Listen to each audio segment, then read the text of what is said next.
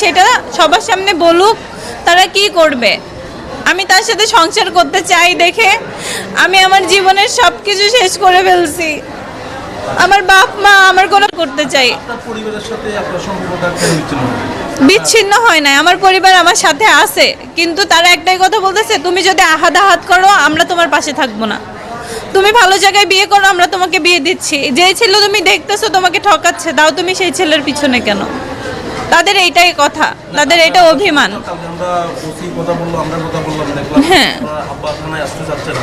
আসতে যাচ্ছে না কারণ আহাদের জন্য আসবে না আমার বাবা মা, কারণ এই ছেলে আমাকে ঠকাচ্ছে, টাইমের পর টাইম নিচ্ছে। তারা কেন আসবে? আপনি দিবেন আপনার মেয়েকে যাইতে?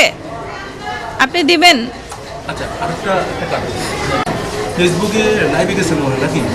হ্যাঁ, আমি ফেসবুকে লাইভে গেছি। আমি বলছি আমি ফেসবুকে লাইভে যে এতটুকু বলছি যে আমি সুইসাইড করার মতো